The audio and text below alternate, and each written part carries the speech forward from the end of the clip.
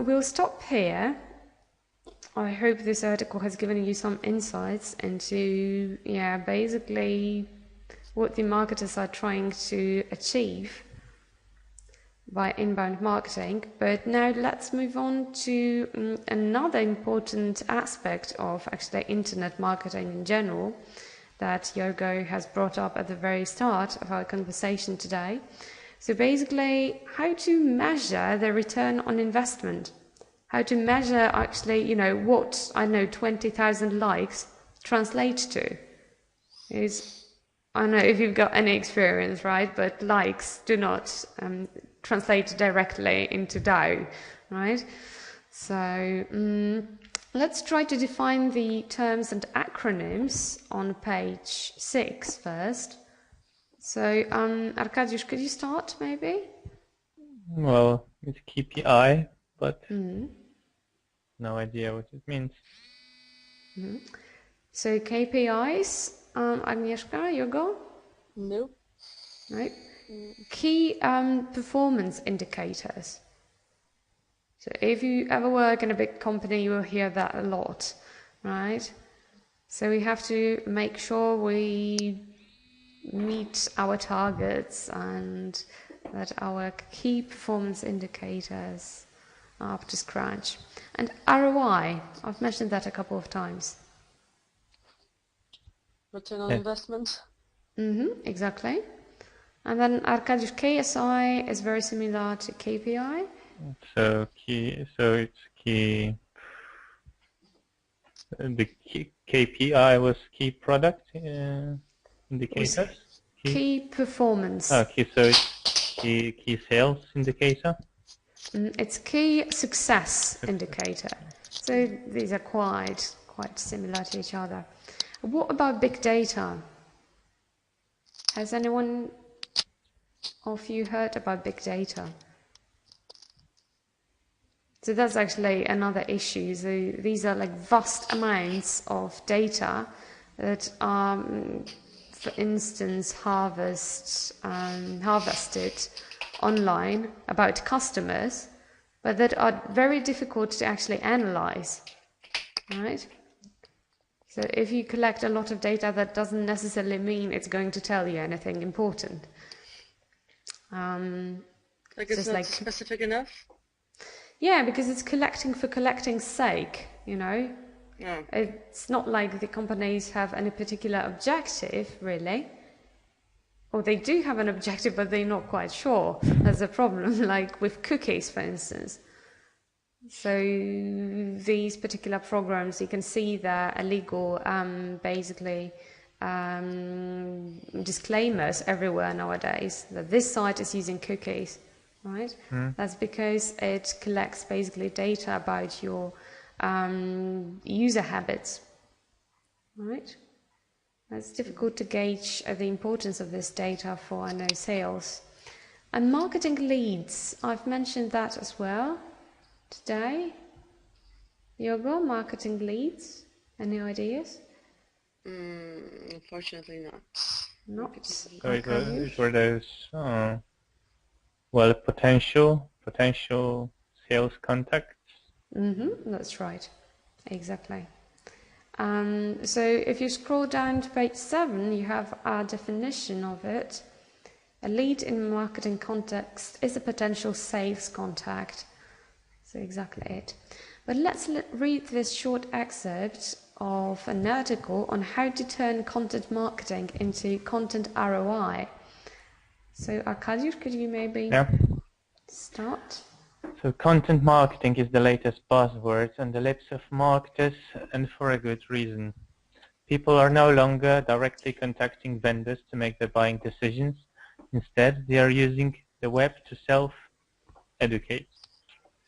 What that means for marketers is they need to provide the right kind of content for each stage of the buying decision, from videos to white papers to webinars, so that potential prospects can learn about the industry in general and the specifics of the products and services. But if content marketing has replaced direct contact, how can companies engage with prospects? Put another way, what do 100 likes of an infographic on Facebook 1,000 views of a video on YouTube, or 10,000 downloads of a presentation actually translates to. These content marketing efforts should lead to sales and tangible results, yet few businesses see measurable outcomes despite the vast amount of valuable content being produced and consumed. The high volume of activity looks great on paper and is often associated with building brand awareness, but too often these numbers do not directly translate to leads that fuel the sales pipeline. Okay, any questions here?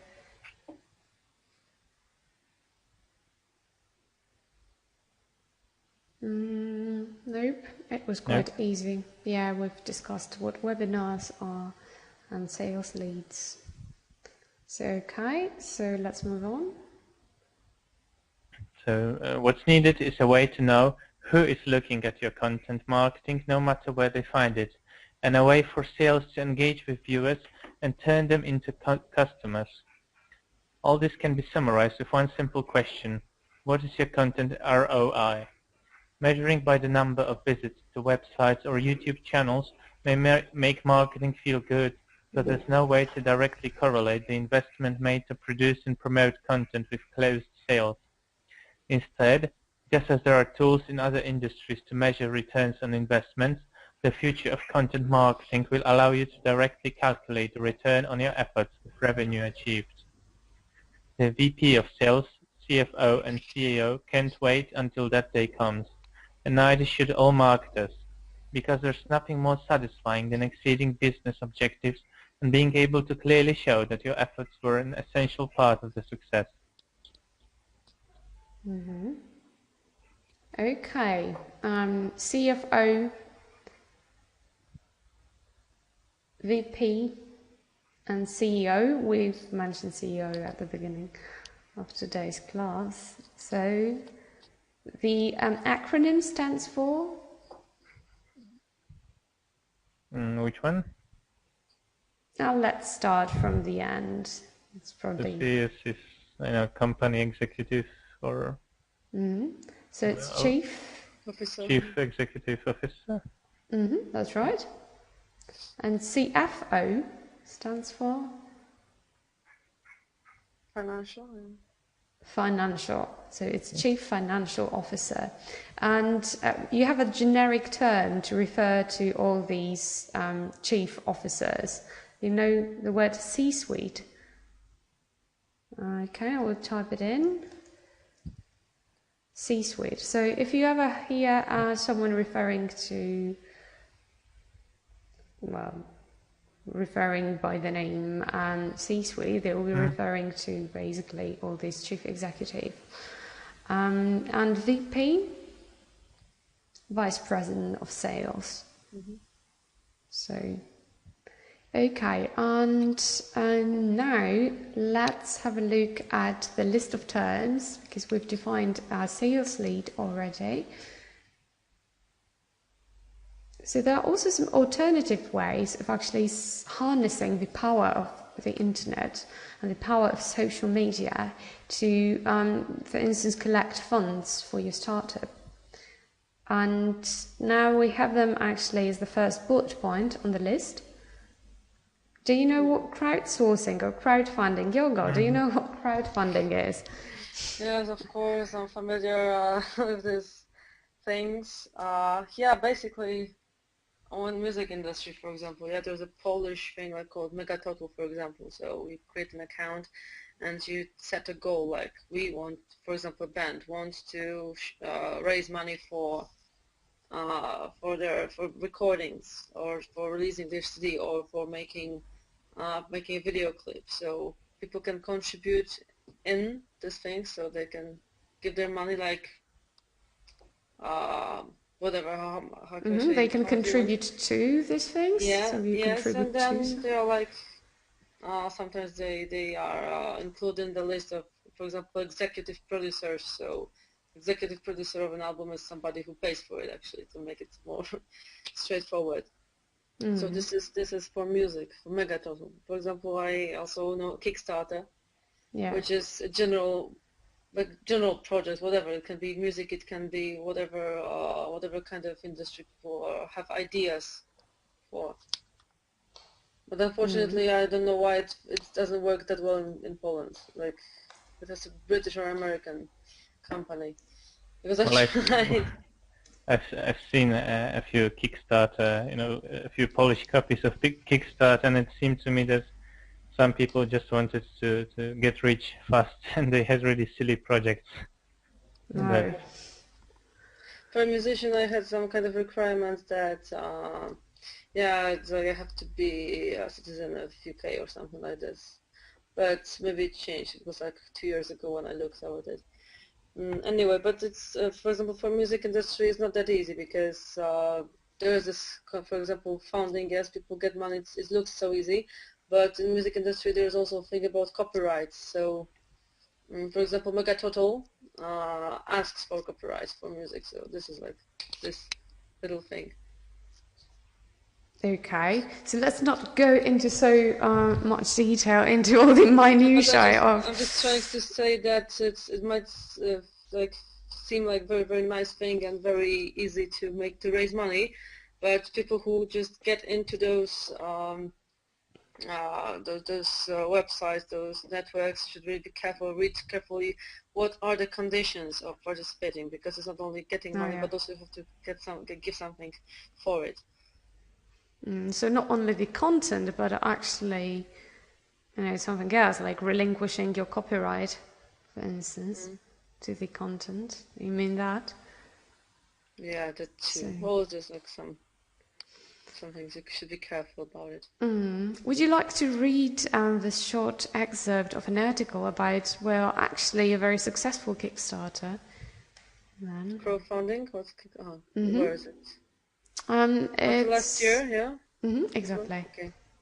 Until last year, Amanda Palmer was largely unheard of outside her community of devotees, a group hooked on their idiosyncratic musical offerings and regular Twitter pronouncements. She has 892,000 followers.